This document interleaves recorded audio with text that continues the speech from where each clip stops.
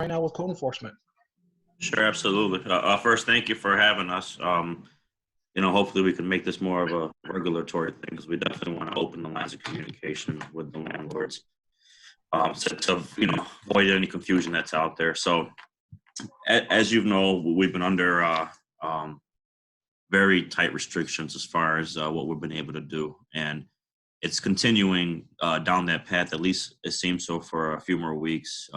We are only responding to emergency complaint cases, well, i.e., which are, no heats at the time where there was no heats, raw sewage complaints, any sort of electrical hazards, things of that nature. We are starting to do some C of O inspections, but they are on vacant properties only, where the inspection is to close the C of O out, so pretty much a re-inspection. We are doing lead tests for those vacant properties, but we are not doing lead tests anywhere else as far as occupied or proactive or anything of that nature. So that's pretty much the path that we're on. We're going to be on that, at least looks like, for at least maybe another week or so, if not a little longer. We're getting updates weekly pretty much. But, as everybody knows with this whole COVID thing, things are changing within a drop of a dime. So it could be like this one day, and then the next day things can change again. The good thing is that we are moving in the right direction on reopening everything up. So I haven't seen any steps taken backward. I've only seen steps taken forward. So that is encouraging to us. We're backed up with C of O cases, as you can imagine. You guys, landlords, need their C of Os done. And we are trying to get to that point as quick as possible. Where we stand as far as inspections goes for the City of Rochester.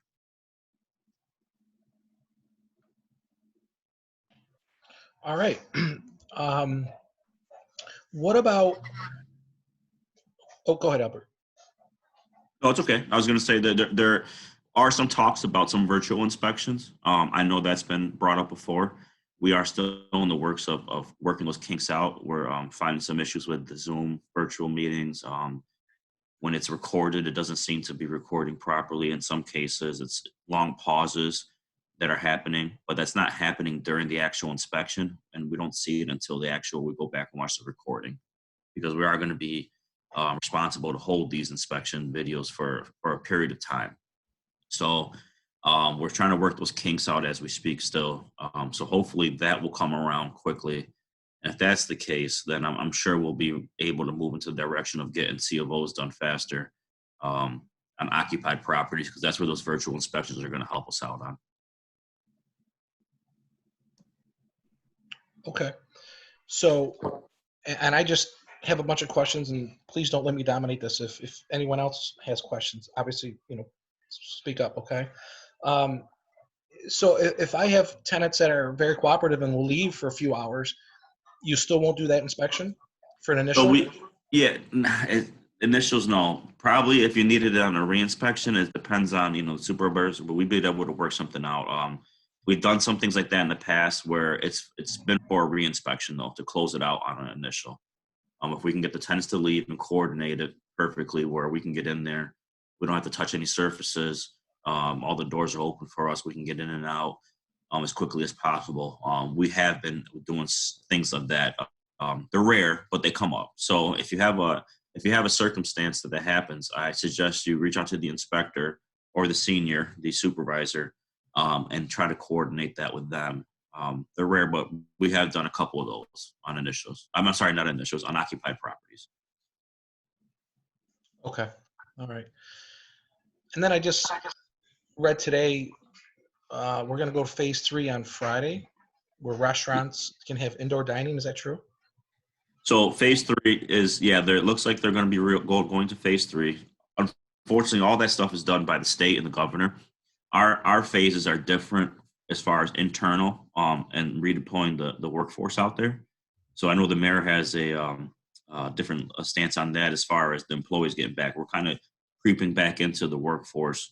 They want to make sure nothing spikes up. The employees don't all get sick again, because obviously with city employees, if everybody gets sick, that's a big problem just in one department alone. So, they are starting to open things back up there for businesses.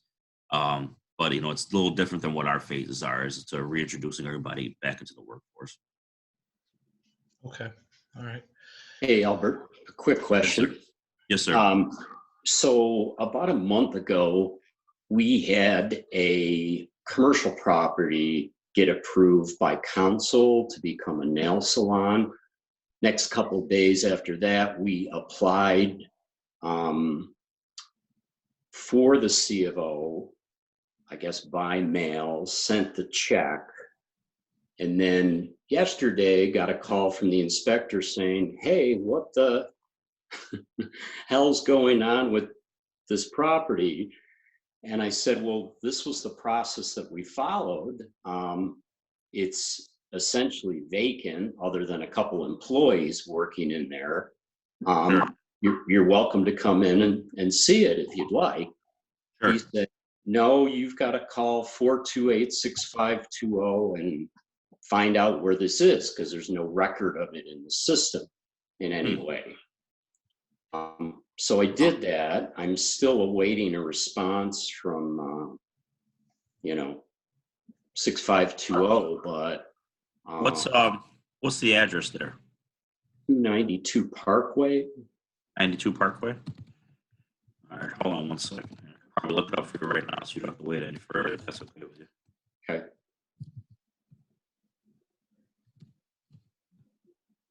And just, I know you guys have been down staff, but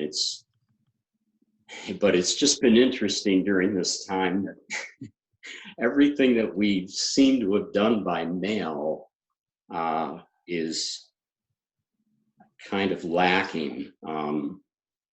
I've had thousands of dollars in payments to the water department that have been on cash, to the tax department, to the refuse department. So I don't know if anybody else has experienced those types of lags or issues with the city either, and not to be down on the city by saying that. Just Sure. No, I understand. just, Yeah, I mean, there's, I can't speak for those departments, unfortunately. But I understand.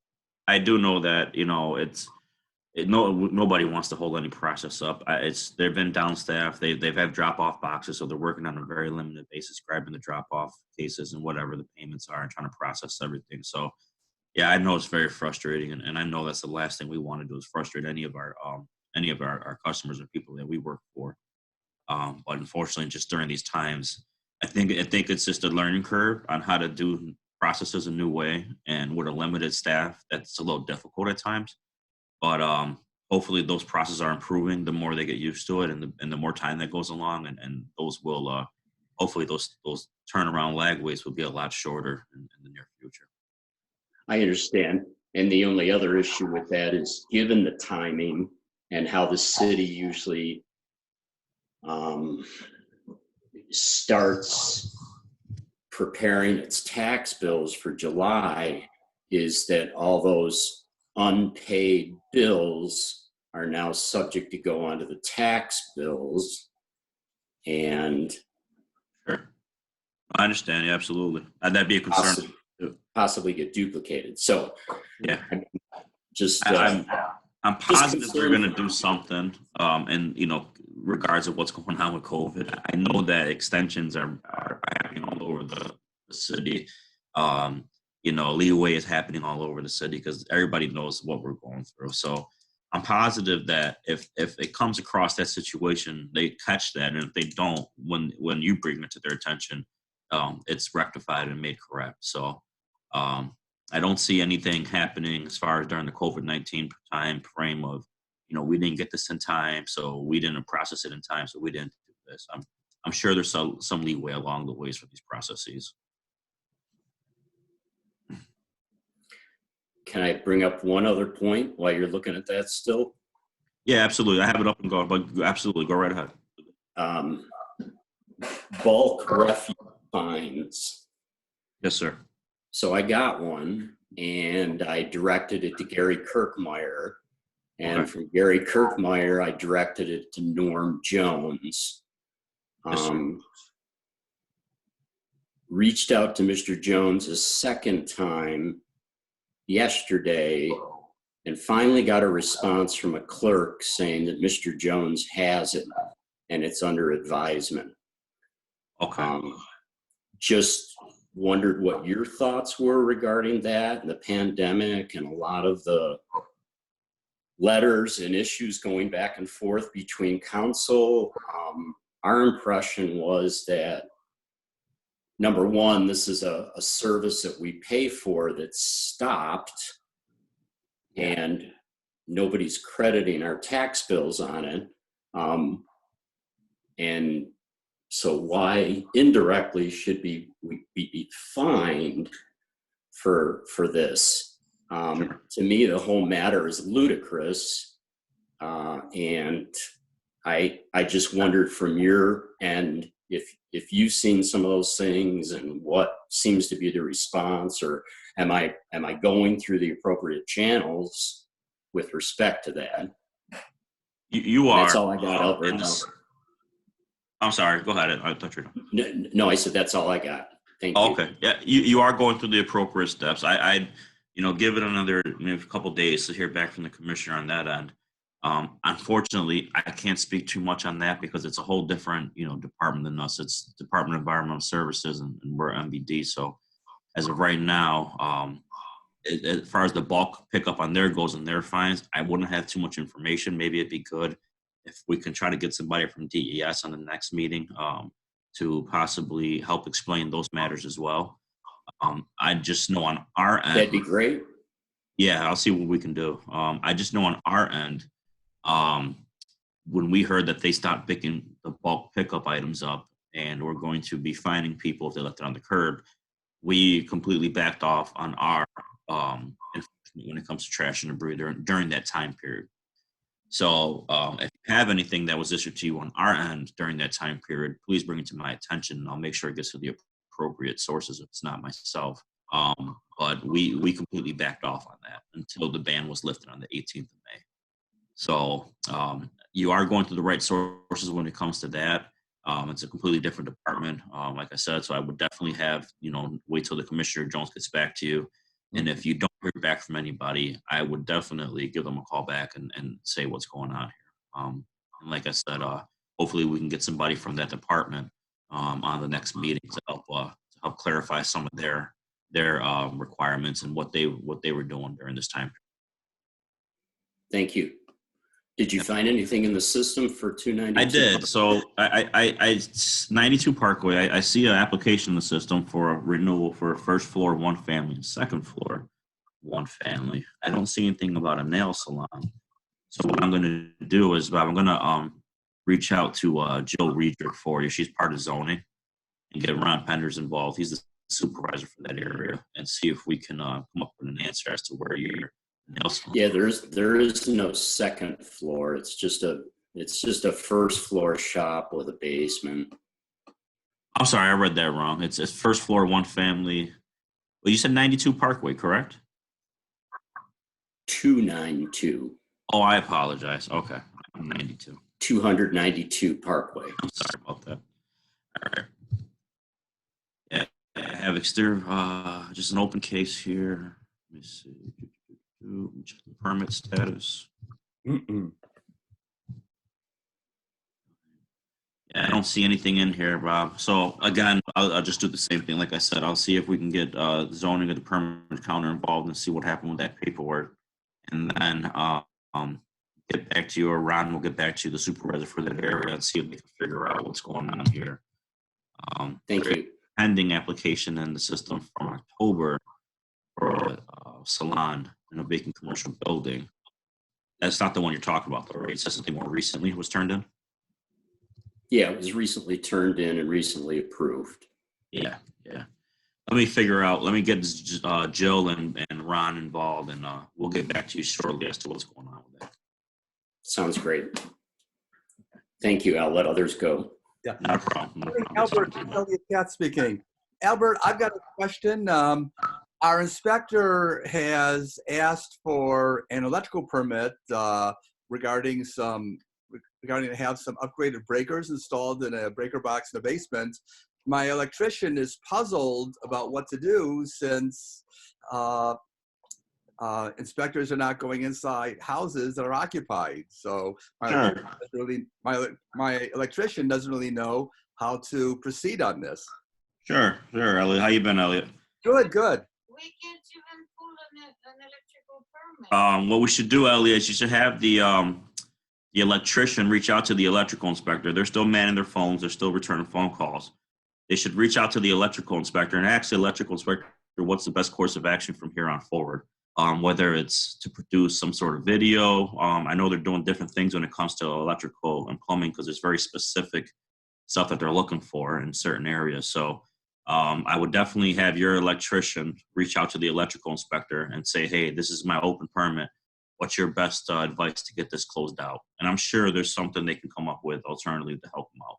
Okay, the electrician has to actually file the permit.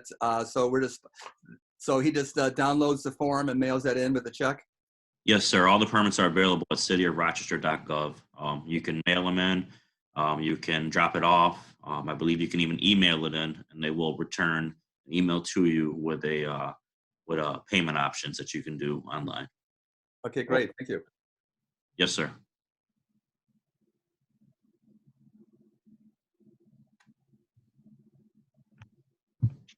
Anybody else have any questions for Albert in the city, what they're doing? All right, I do. I have a 8-unit with a 3 storefront, and DSS doesn't want to pay rent for one of the apartments. Will the city give me a partial C of O on my residential apartments, and I can leave the storefront vacant for now that has the violations? Yeah, I don't see why that'd be a problem. I have to look at the specific case itself, to give you a concrete answer, but I don't see why that'd be a problem. This is partial C of O, obviously, and then, go from there. But, if you were giving me the case number, I can look it up and give you a confirmed answer and then connect you with the appropriate people to get that done. Okay. All right. Because we've been in touch with the inspector just to get the violation list, but I can always proceed with him, correct? And just go through it? Absolutely. Yeah, they should. That's it's common knowledge for them, so they should have that information. If you run into any walls or anything, Pat, you have my email. Just reach out to me, and I'll make sure we get you connected. Perfect. Thank you. Yes, sir. What else? Anyone else having C of O issues, concerns, questions? Nothing. Beautiful. Well, This was easy. I thought it was going to be. No, Albert, it would be great if you can join us monthly because questions always do come up. Absolutely. One of the things we're trying to do, and one of my big things is just not to open up communication lines with just tenants. It's landlords as well, right? Because we have to play.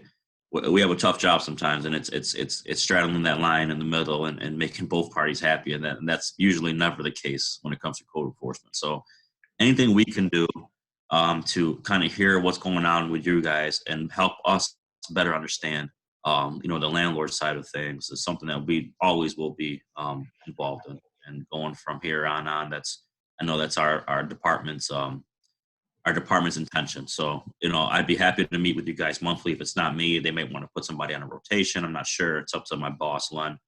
But, we'll be happy to keep these lines of communication open. We would welcome that. That would be great.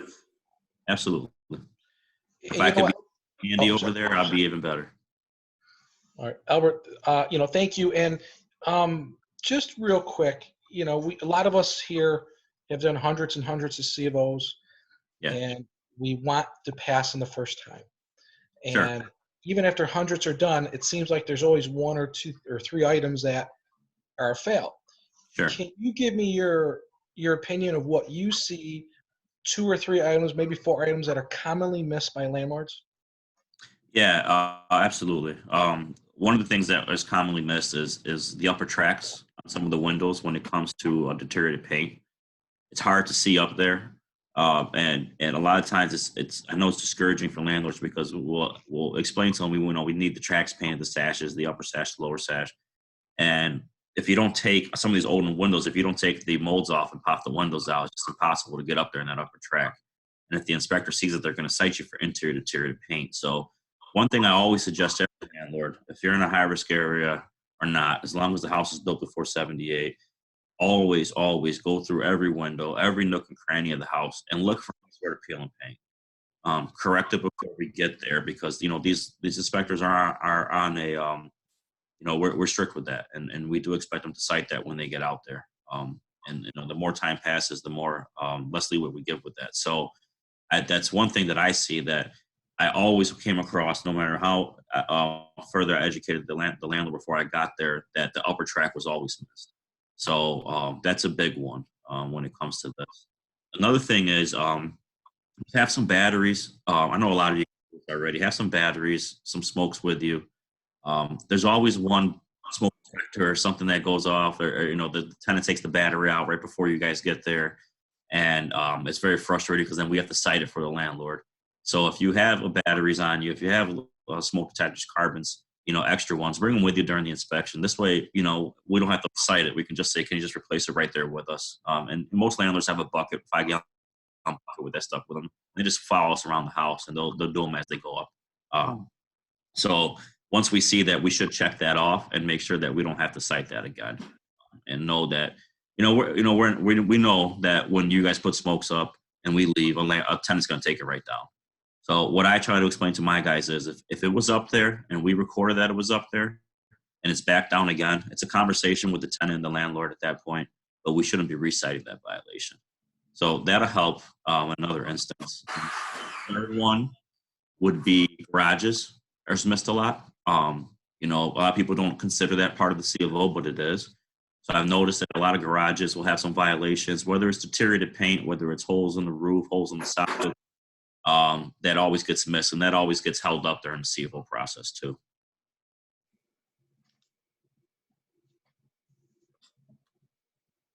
Great stuff. Anything else? How much time do we have? We'll be here for a while with this. I think those are, my big things, and what I try to express to my inspectors is that fire safety and first, right? So my biggest pet peeves are deteriorated paint. We want to make sure that those aren't there, and fire safety. So if you have your smokes, your carbons, you have no peeling paint in the house, and there's obviously no large issues in the house where there's a hole in the roof or the shingles aren't falling off, you should be okay for a C of O. Okay. You just want to make sure the mechanical systems are done right. That's the one thing we look at, the flue pipes, any holes in chimneys, anything that can have a hazard to the people living there. If you got all that stuff covered, the rest of the stuff should be very minimal. If it's cosmetic at all, maybe like a face plate. I've seen that happen before where the tenant rips off half of it or whatnot and, leaves the box exposed underneath. But we literally look for fire safety and lead paint issues when we do these C of Os, and anything else that's not too big or outstanding, we should be okay with. Albert, I'm Dave Knapp. I'm the PPG paint rep, and my company's a member here. Hey, Dave, good morning. Nice to meet you. As far as the deteriorated paint and painting over, say, an old window frame, do you have a specification you want, or you just want it encapsulated with a good quality paint? Yeah, we just need it encapsulated. It's like we treat it like asbestos. It's asbestos is okay. If it's there and it's contained. A lot of these houses have lead. And it's fine as long as it's not exposed. And okay. So we're not looking for paint. We're looking for exposed surfaces where the dust can be released. Sometimes that includes just cracking, because cracks, alligatoring, things of that nature expose dust as well. So we're just looking. I understand. A window goes up and down and it creates dust just because it creates dust. It creates friction. Yep, it spreads. Leave a window open and the wind blows, it can blow dust inside. So we really just try to have it encapsulated to avoid any sort of dust spreading around. Right. All right. Thanks for the advice. I appreciate it. Yes, sir. And Albert, one thing, what about these old oil tanks that are in the corner, obviously abandoned, not leaking? I heard there's some new stuff on that coming up. I haven't heard anything new for that yet, but what we normally been doing, common practice for that is just if it's empty and the outside portion where they used to have those lines where you can just where they fill those tanks from should be covered. And if they're empty, I'm okay with them. Some people like them gone, period. I know there's inspectors that, would like them gone. For me, it's if it's empty and the outside portion where you were to fill it up with is sealed off to avoid any sort of rodents or anything getting inside the house of that nature, or anybody pouring anything down that they shouldn't be pouring from the outside of the property. So I do know there's a couple companies out there, I don't know them specifically off the top of my head, but they'll grab them out your house and make it a barbecue grill. I think they grab it for free. So, if you ever have an issue with that, just look them up. But I just like them for them to be empty with no fluid in there and sealed off at the exterior pour station. All right, but many of them do have a third of a tank, quarter tank. Yeah. Owner might not have the means to get them out. Yeah. And past practice was to pour a bunch of kitty litter in there, cut it off, block it off. Yeah. Is that acceptable at this point? Yeah, I mean, if when you knock on those, you can tell if there's fluid in there. That's how I check them. I knock them on them, and if they're hollow. If they're not, you're gonna feel a little something at the bottom of the tank. When you pour that kitty litter in there and it dries it up, it acts as an absorbent. And you knock on it after it dries up, you shouldn't feel that liquid in there. So, as long as they do the knock test and they don't feel any liquid in there or hear anything, then it should be fine. Okay, but no new city code coming out right now that you know of. I have not heard of nothing yet. Great. Okay. Anybody else before we let Albert go? Well, Albert, thank you so much. And again, we'll be in touch, okay? It was very helpful. Yes, not a problem. You guys take care. Stay safe. All right. Thanks, Albert. You too. Thank you. Thank you. Take care. Mark, Section 8, you're up. Morning, everyone. Thanks for inviting me as well. Glad everybody's doing well through this. Basically, we are mirroring a lot of our policies. We're mirroring just like the city. Unfortunately, the government here, Mario Cuomo, the state government, will go to certain phases. HUD and the Housing Authority are not quite in line with that.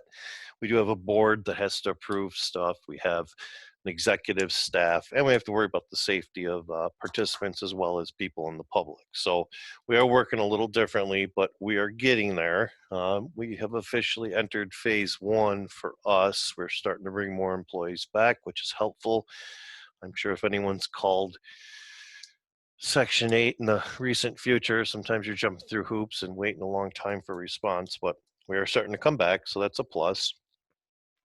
There's one thing I did want to mention with all the don't pay your rent. We've really worked hard with participants when that first came out to insist they continue paying their rent. So I'm hoping no one's really had any struggles with Section 8 participants, but we are encouraged them to continue paying their rent, not just to stop because it's a rule, but if your income has lowered, whatever it may be, that's a different story, but not to just stop paying because someone said so. So we're hoping that's working for you guys. All right. Also, there's some changes here as far as landlords bringing, let's say, a check for a third inspection. We're not allowing anybody to come in the building. We are using drop boxes. I know Albert said the same thing. There is a delay. We're hoping that at some point we can make provisions and changes where we can be able to accept those personally, answer any questions as you guys do come in, or if you need help. So things are changing here for sure. Let's see here. We are doing emergency inspections for sure. Any mid-lease or interim inspection, we're doing those for sure. And we're also doing case by case on some mid-lease inspections, meaning if someone calls and says, hey, my ceiling's falling down, we do reserve the right to go out and do those inspections.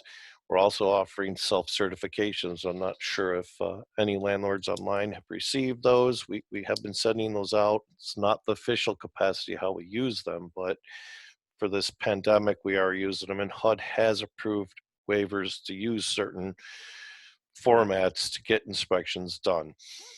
We are doing, obviously, initial inspections, vacant or unvacant, as our staff is always using safety, PPE, and social distancing to the best of their ability. We are still to be determined when we're going to go back to biannual inspections. We have about 3,200 inspections that are not completed. So we're really chomping at the bit to get back out there and do those inspections. The virtual thing is not working well for us. I do not think we're going to adopt it. It's just the intensity of doing an inspection and the time it takes to do a virtual inspection, if all the technology lines up, is just not going to work for us at this point. Going down the future, maybe things will improve and it could be something, but at this particular point, we're not really using virtual inspections at all. I don't know if you guys have any questions for me. We're pretty much following, we're mirroring the city on a lot of aspects. So any questions, I'm here, guys, whatever you need.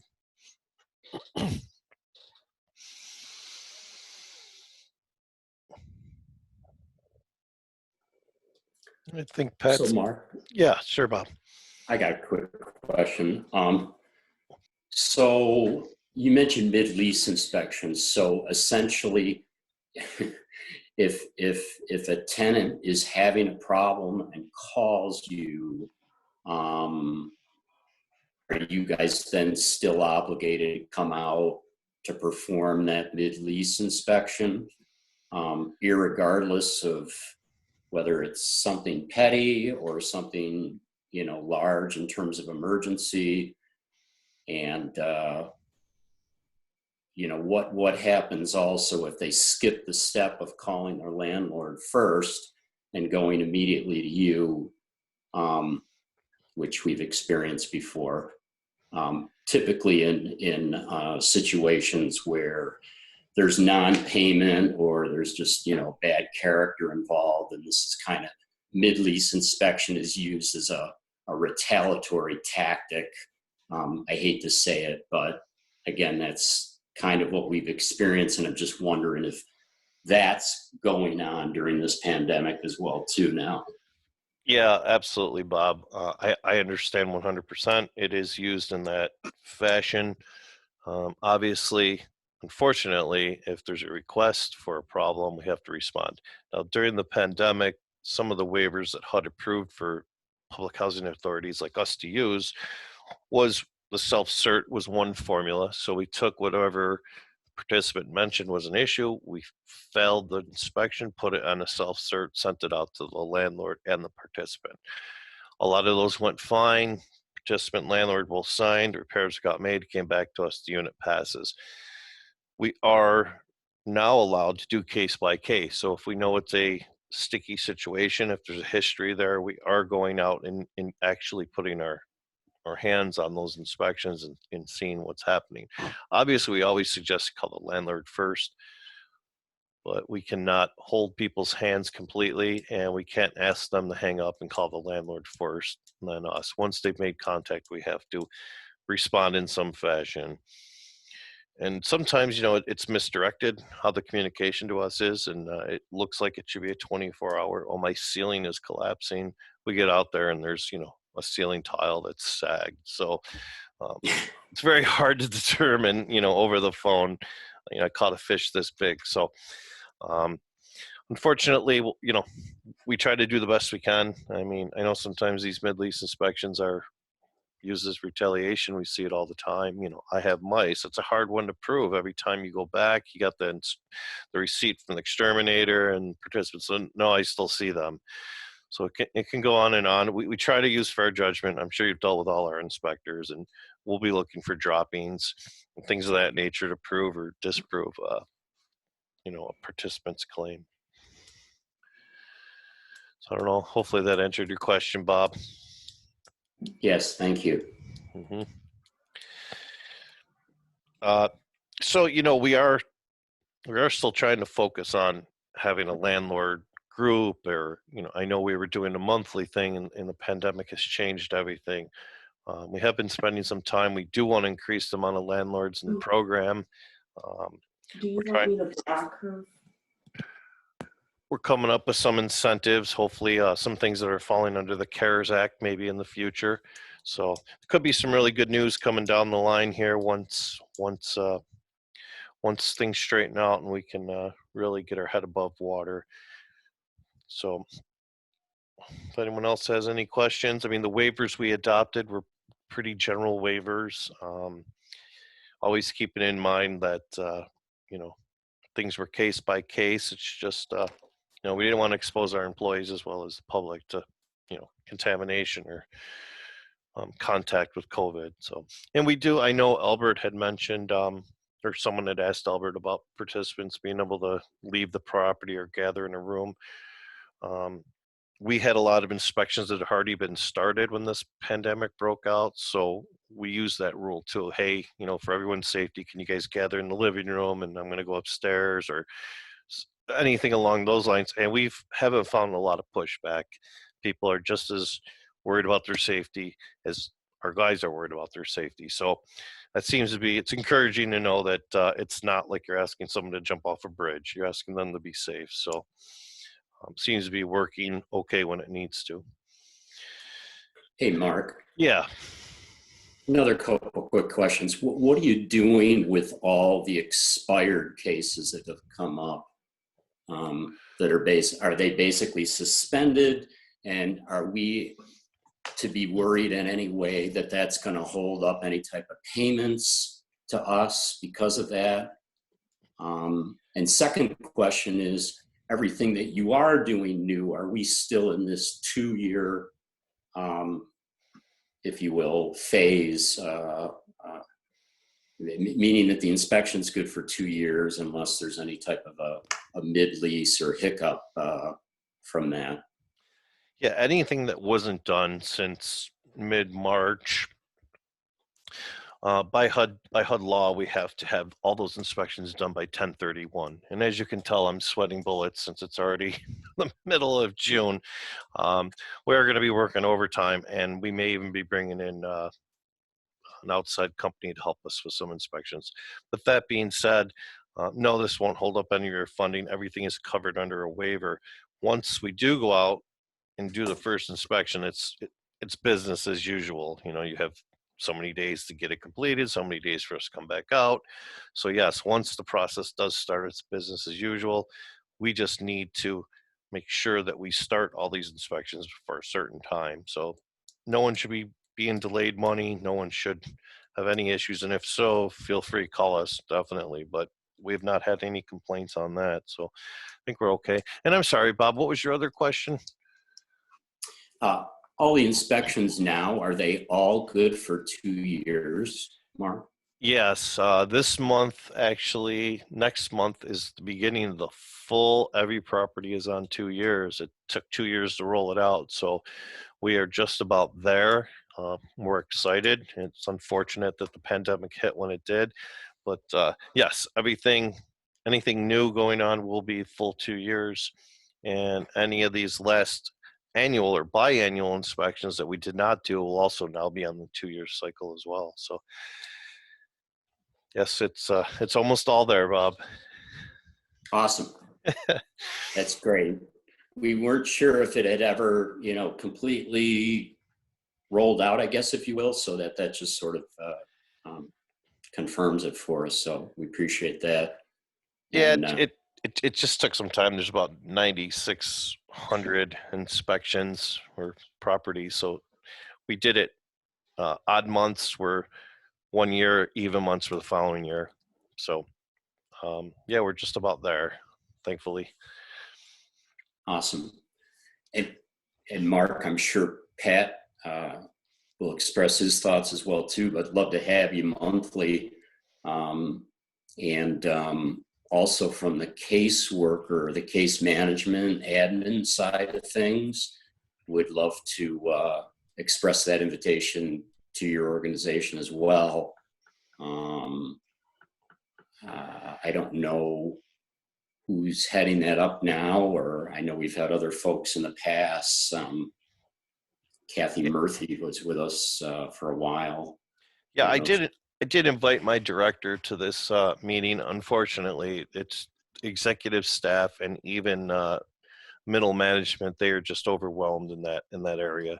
As things start to level out, Bob, my director Jaquetta would I know Pat knows Jaquetta. She would love to be here. So, and she's filled with tons of information. She's very she definitely knows leasing operations inside and out. So yeah, hopefully moving forward we can get her to join us, or at least somebody from her staff. Awesome. Thank you very much. We Yeah. appreciate that. Hey, Mark. Yeah, sure. Yes, You Bob. know, Pat. same thing like with the city. You know, all of us, a lot of us here are longtime landlords. And what do you see as a couple things that we miss routinely, if it's anything different than what Albert said? Yeah, we're starting to find, and this is pretty common, the city has one kind of idea, the fire department has another idea, and then we have our housing quality standard, smoke alarm and carbon alarm locations. And what constitutes as a fail for us may not constitute as a fail for Albert and his guys. So that seems to be a problem. It kind of comes and goes. You know, everything's fine. Then all of a sudden we come to a landlord and they're like, gee, that smoke alarm's been in that spot for 20 years. So I'm not sure what takes place, but we do see a lot of differences in smoke and carbon alarm locations. I would say that's a big one.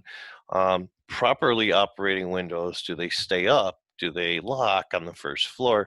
Windows are always a problem, as even Albert stated. Same thing, deteriorated paint on the outside sash. Is that considered exterior paint work? Is it considered interior paint work? Okay, it's 20 degrees outside, but really it's considered, you should be able to make that repair from inside. So windows are definitely a concern. Nothing better than when you go in a house and see vinyl windows. It really is a breath of fresh air usually. And we're running into debris issues, a double versus a single, who's responsible. You know, debris, garbage, stacked wood, anything of those natures, they just, rodents love to hang out in them. And it's kind of a problem. Well, the wind blew last night. Yeah, I understand that. There's a difference between some wind blowing and then an excessive amount of garbage or debris that's just been gathering. I know the city doesn't like to take tires, so you got 50 tires against the house. We're seeing a lot of that more and more, and a lot of landlords are being perplexed with, really, you're failing me because of garbage, but there is a reason for it. And that's something that just recently has really become an issue. All in all, it's, once in a while you come across things that just have worn out, flue pipes that are starting to rot through. It's just very thin gauge galvanized. But I don't know, Pat, from your experiences, what kind of things are you seeing that our inspectors are failing? Maybe we can shine some light on it. I think you covered it pretty good there. I mean, for the most part, they go pretty smooth. Same thing with the city. The inspectors are not 100% consistent. Each inspector maybe has their own little thing that they focus on a little bit more than the other inspector. So that throws us off a little bit. But the whole general point and principle of the inspection is obviously health and safety and so forth. So it's just on our end for us, and we have owners that we work for, we quote what we think from our experience, and then more times than not, there's always a couple items that we missed. And I don't know if that's just the way it's going to be, and usually it's minor stuff. So it's always good to hear the common fails that you see. So we keep in mind, because we're not perfect. I mean, junction box plate covers, that little stuff, you just, oh man, I forgot that in the basement. Flute pipes, like you said, that little stuff sometimes we overlook, and then we fix all the big stuff, the handrails, the steps, the paint, and then the little stuff gets you. But I think you're right too with the debris. I've had a few properties where, everything was great at 5 at night. I go at 10 in the morning to meet the inspector, and then there's 10 tires back there, or just some garbage. So, but the inspector's been pretty good with that too. They're it doesn't seem to be a big deal. And if that's the case, they can come back like the next day or something. But it's usually something that's workable. But yeah, and some things are case by case. You have to look at all the aspects of it. But I do have to say one thing. During this downtime, actually Tuesday, we spent about 3 hours as a group, and we're just talking HQS. We're really trying to make sure, and it's shocking because I've come from that side, that you put 8 inspectors or 6 inspectors in a group and you talk about one deficiency, you're going to have a little difference between everybody. it's all generally the same idea, but why is someone citing it? They may be citing it for a different reason why 5 other guys are citing it. So we are trying really hard, and I know it may never be a perfect system, but that consistency. When I get calls from the landlords and I hear the same call 3 times in a week, well, something's not right. I mean, if we're the same thing over and over again. So those are the things we're trying to pay attention to and make sure that we move forward on. One big one was carbon alarm locations, not so much for single family or 2 family, but you get in a low-rise building, the rules change, and there were some misconceptions. So we're really trying to work hard, Pat. We know 95% of the landlords are really pleasant to work with, and they understand, and we're willing to work together. So we're trying our best, Pat. Okay, no, I thank you. Thanks a lot. Absolutely. I think the dialogue's great and keeping us updated every month. And well, I hope the next time we meet, we'll have some information on if they're going to have any funding available through the CARES Act, and we'll be excited to roll that out when it's here. Excellent, fantastic, awesome. Thank you, Mark. All right, thanks, Pat. I appreciate it. Any other questions for Mark at all? Section 8 related? Okay. All right. I just wanted to say if any of you have commercial refuse accounts, we've had a very, very difficult time with the city, missing pickups, no communication. We even went up to Lovely on our issue, and she was fantastic and took care of it and sent us emails who to contact, and we did, and it failed again. So I won't bore you with more details on that, but I guess if you're having some commercial refuse issues, I think it's pretty widespread. It's not just our company.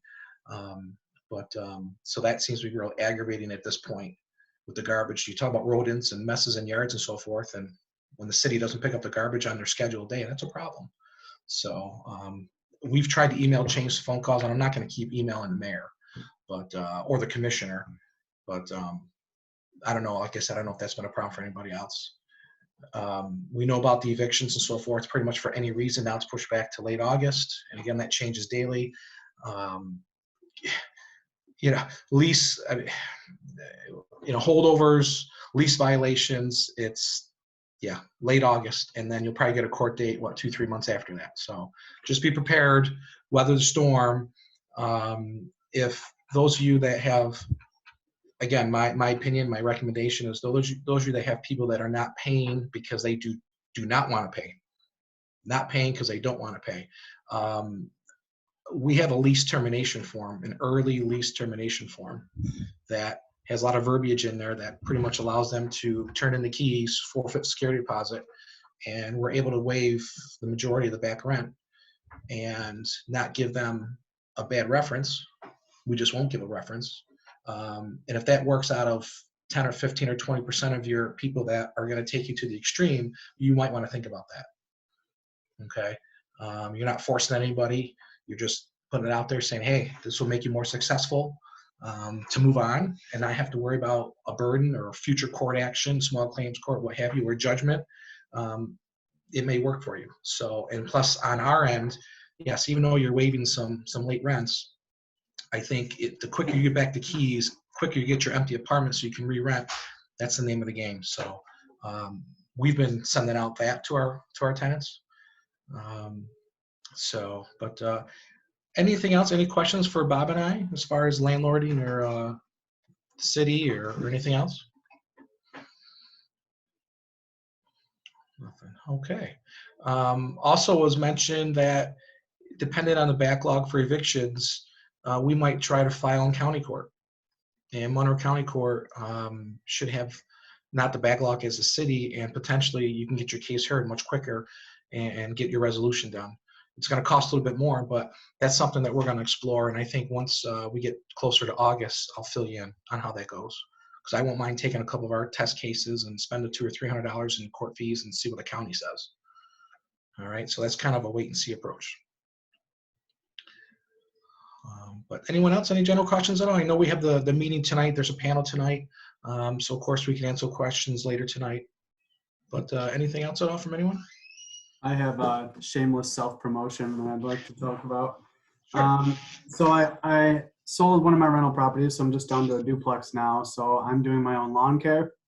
there's any landlords out there or anyone on here that needs some lawn care services, I'm going to be out and about doing mine, so I was going to pick up a few extra clients this year. Nothing crazy, but just lawn care, not hard landscaping or anything like that. So that's it. You can get a hold of me on the FFREIA website or Facebook, Instagram, whatever you choose. Well, good luck with that, Dustin. That's great. Thanks. Yeah, I'm trying not to overwork myself, but I might as well make it worth the money if I'm going to be out there doing my own lawn. So, Absolutely. Absolutely. Well, good luck with that. thanks. Frank, it's good to see you. I miss you. You got to unmute yourself. Yeah, I miss you guys too. Things going well? Yeah, it just all the different shifts. I miss meetings. Yeah. Well, that's too bad things are going well. We take you back in a second. I appreciate it. You're a great guy, Frank. Thank you. No, I'm glad it's working out really well for you. I really am. Oh, we're busy. We're 6 days a week. Hey, everyone's got to have a drink, you know? Yeah, but it's up like 50%. I bet. Nothing else to do. All right. Well, great. Thank you. I have Yes, a general question, if we just have another moment. I am a recent property owner. I own a duplex in the city. I've got a fantastic tenant downstairs. I'm just curious, we've had some noise issues, not in my house from my tenant, but in the neighborhood. And I know that the city has rules about, no loud noises after a certain time. But with the pandemic and everything, it just seems to me like the police have other things to deal with. I don't know whether I should be calling anybody about this or how to handle noise issues. I do know that my tenant works in healthcare. She comes home really late at night. I would like her to be able to sleep. And this is like 3 a.m., loud music shaking the walls of the house kind of thing. I mean, I'm just wondering, am I being unreasonable thinking I should be doing something about this? Should I let it go for now while things are crazy? How would anybody recommend I handle this? This has happened to me personally, and if you can pinpoint it to a certain house and it ends up being a rental property, I got to know the landlord, and then we were both on the same page as far as our tenants having peace and quiet, and it stopped. Okay. Can't say that's going to happen everywhere, but if you can get to know the homeowners in the neighborhood, if it's in a certain spot, then that'll help. But if it's just people blowing down the street, blasting their music, I mean, there's not much you can do with that. Okay.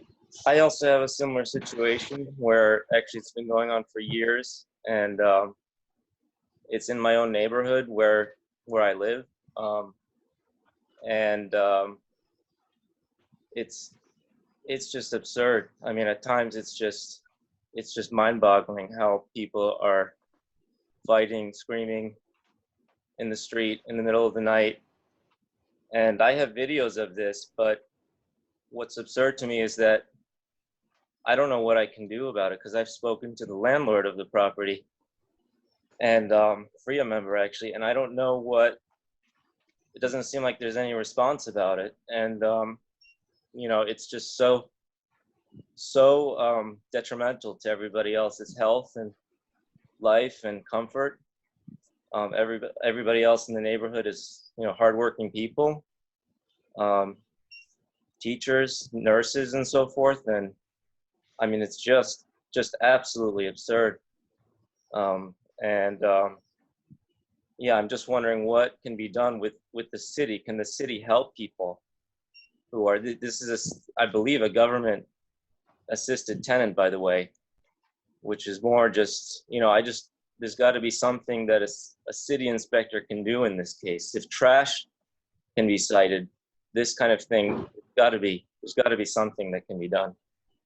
Well, there is a City of Rochester code against it. I researched this, and it does say on the official City of Rochester page that it is a code violation and that it is supposed to be handled by the police. It says, I mean, in some places there's sort of a conversational thing that says, if you can talk to the people yourself and clear it up, that's great. That's always the best thing, obviously. But, if you don't know exactly where it's coming from, or if it's this huge loud party and there's drink involved and it's 3 a.m. and you know, I'm a middle-aged woman living alone. I don't always feel appropriate or safe approaching people in a situation like that when I don't know them. All right, Nobody I knows can- how things are going to play out. So Yeah. in that case, according to the website by the city, it would be appropriate to call the police. But my thought is they've got so much going on already.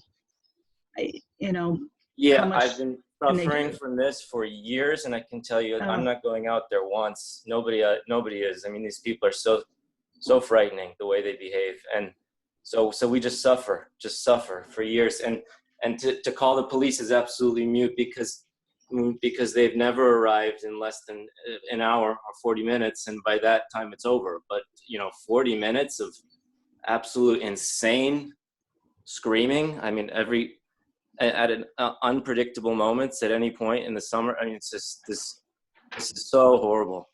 And Yeah, let me just jump in here and wrap this up. So the loud music complaints happen every year. I think it's a little bit worse this year with what's going on.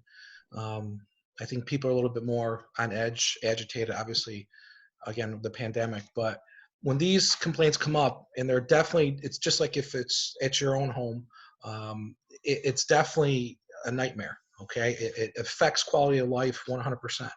So I would definitely call the police, number one, because the noise ordinance, I believe, starts at 10 p.m. Anything after 10 p.m., anything unreasonable, definitely call the police, 100% call the police. Because what's gonna help the landlord is if there's documentation, okay? Because if you do have a future court response, the judge is gonna wanna see some proof, some evidence. So definitely call the police. If the police response time is lengthy, call 911, ask for a supervisor. You know what? We all pay our taxes, right? So it doesn't matter if it's just noise complaint or something more serious. This is very serious, okay? Quality of life issue. So definitely follow up with the police. I always recommend to my tenants that have similar complaints like this, the next morning, next day, go talk to the people. Make that initial, very nice, hey, you know what? Last night, between these hours, it was extremely loud. And you know what? If they tell you to go pound salt, fine. You did the right thing, the mature, responsible thing. Again, record it, document it. That's the two options right there that you have. I know when it comes to us and comes to our attention, we immediately go talk to the tenant and have a nice chat to say, hey, this is what's going on. And if it continues, it's possible to break their lease, possible. Also, when their lease ends, and we can get rid of them as a holdover. But the climate in court now is if someone is on a lease and you're trying to get them on a lease violation for noise, even with multiple reports, judges aren't entertaining that. Not entertaining that at all. Okay, we'd actually have to wait for their lease to expire and then give them notice to leave and go from there. I mean, it's just so frustrating. There's been a couple instances where there's been violent assaults in a multifamily apartment, and that's obviously a lease violation with a stabbing, and the judge is like, nope, they get to stay there. So look at our noise complaints compared to a violent assault. So where are we going on this? So I would definitely start with the police. Next day, go try to talk to the tenant, get as much documentation as possible, work together if there's a landlord involved, and we'll do what we can. But as you know, us landlords, we can't evict people. It's out of our hands. So I can give you multiple more examples of one person I know had 20 witnesses come to court with him for a lease violation. 20 witnesses. The judge still gave the person 90 days to move out. So that's what we're faced against, unfortunately. All right. Anything else? I know it's getting late. We have the day. Anything else? Or again, we have the meeting tonight. I just got a quick question for you, Pat, because I'm not going to be able to be here tonight. In regards to what you were just talking about, last year I remember at a landlord meeting, Carl Weeks said that he's going to start pushing his leases into month-to-month leases. Is that something that you've implemented with your company? I have, on a select basis, based on the circumstances of the property, my history with the property, month-to-month leases. I'm doing that on certain properties for sure. Absolutely. Okay. Absolutely. All right, Bob, anything, Bob, from your end? No, other than, did you address early on, I know because I didn't log in until about 9 o'clock, just how collections were faring for the month? Any consensus there? Same, worse, better so far? Anyone want to chime in? Or? The only struggle that I'm seeing and hearing is when we call our lates, the tenant union advocates are calling our tenants, cold calling, stating you don't have to pay. And so now that's becoming a little bit of a barrier. And we are bringing our tenants back to reality, stating that's incorrect information. But as you can see, it starts a little adversarial, so that's making our job a little more difficult. I believe the percentage of Rochester rent collected in May was 68%. We're in the mid 80s, and I don't know if it's going to get worse. I don't know, but we've been pretty steady in the mid 80s. We're usually in the high 90s, mid high 90s, so we're about 14% lower. So what they are doing. Everybody else having the same experience? About 10% lower, 15% lower in collection rates? Yes. And obviously we haven't played all ours out yet, but we're sitting right around 70%. So hopefully we're going to get more. A lot of it is your demographic too. You know, where are you? Where are you situated? For those residents that we have that are on total fixed incomes, 100% paid, great. You know, no interruption there, which is fantastic. But I know some people still didn't get their stimulus. Mm-hmm. Or unemployment. Right, unemployment. And everyone knows there's about $2 million available soon to help people that are late. So there's some protocols you have to follow. That's not just real simple. You have to follow a process to do that. So that's going to be very helpful.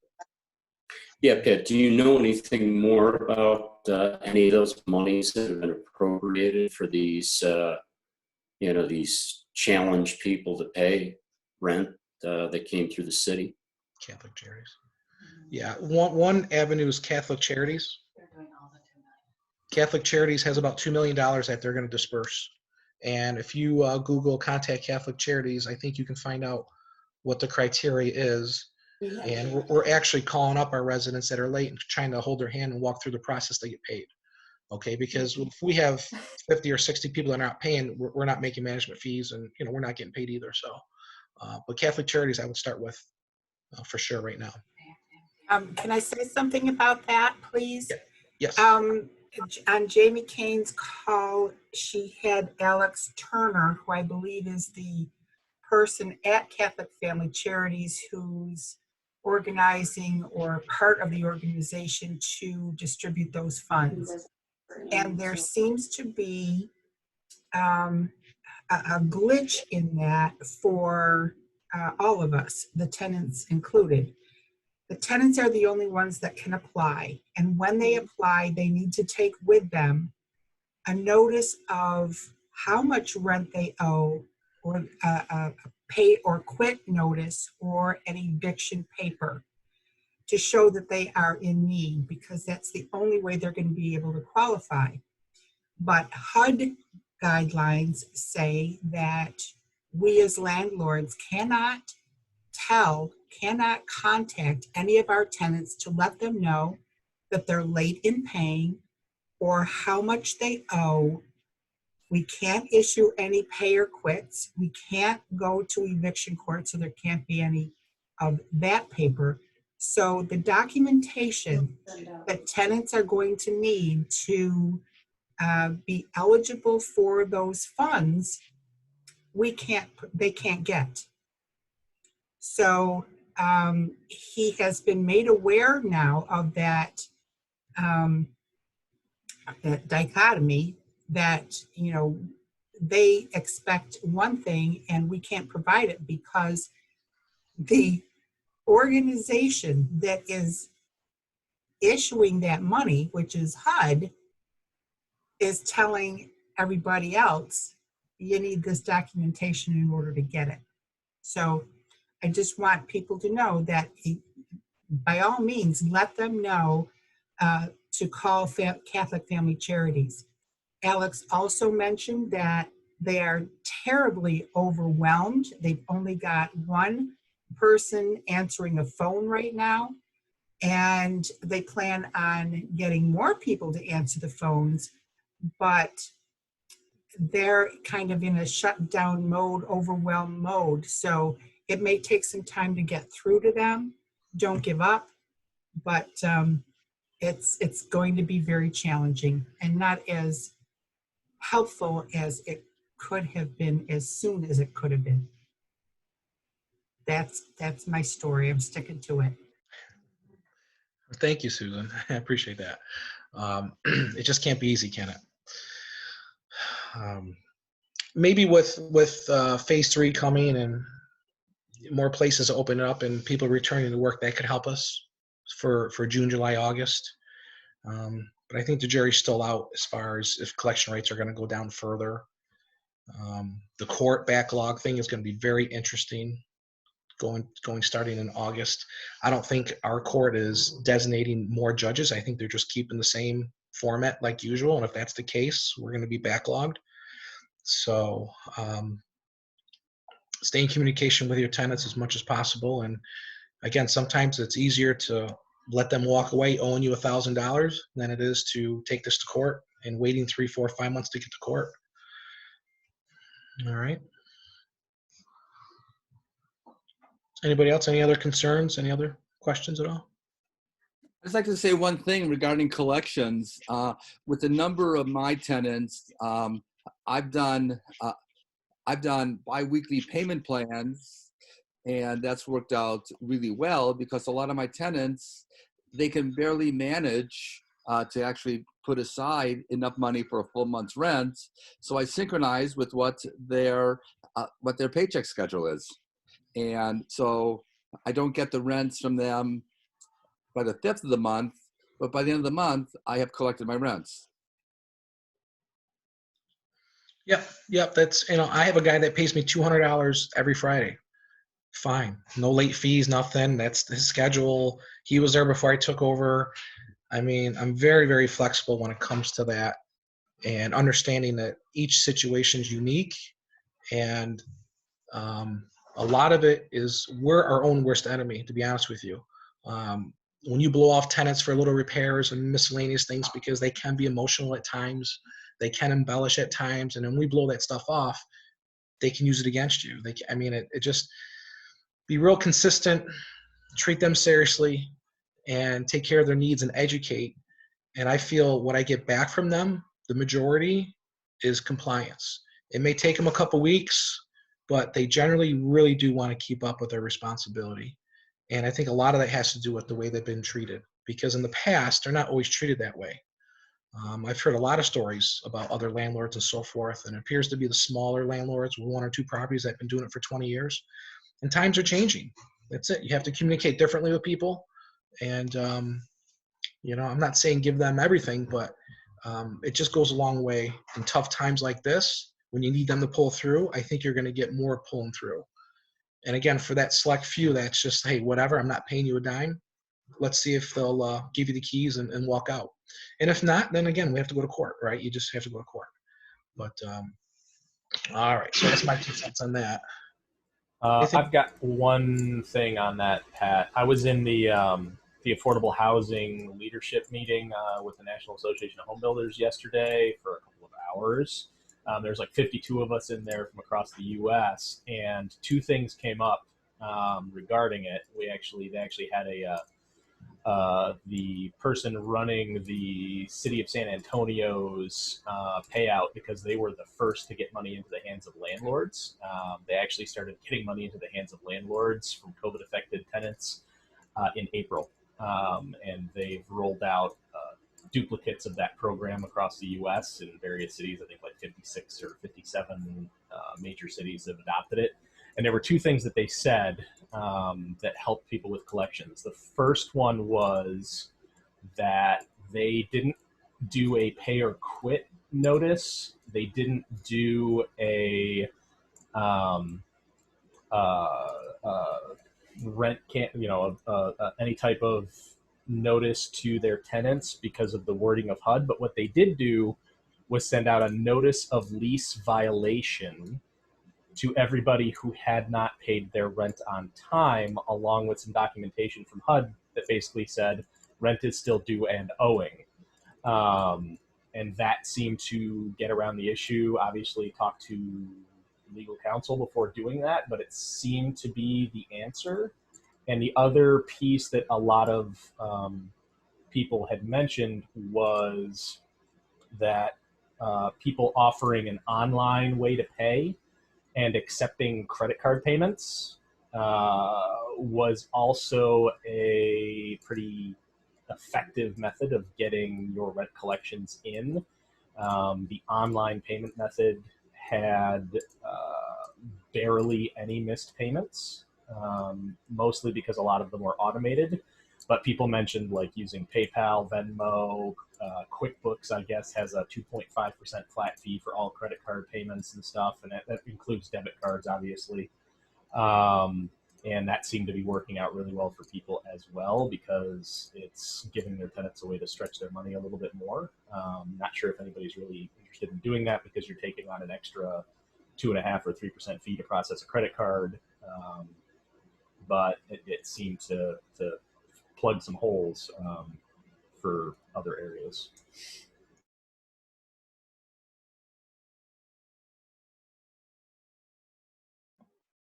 Absolutely. And we'll probably talk about this tonight as well, because everyone's in the same boat in a sense, and what strategy works best. So it'll probably come up tonight. You know, and then it seems like the Assembly and the Senate are coming up with wacky ideas and more protections for tenants. So I used to get really involved in that and in those meetings and get real down and depressed on some of the stuff. Like, I mean, they're going to chase business out of New York State, and this, we can talk hours about the repercussions, but I kind of turned it off, and, you know, we still monitor it. So don't let it get you down to doom and gloom, because it can get you down quite a bit, especially if you only have a few places and half your places aren't paying, plus you need repairs. You know, I understand it. You know, this is temporary. It's going to get better. And that's why groups like this really help. We come together and share ideas.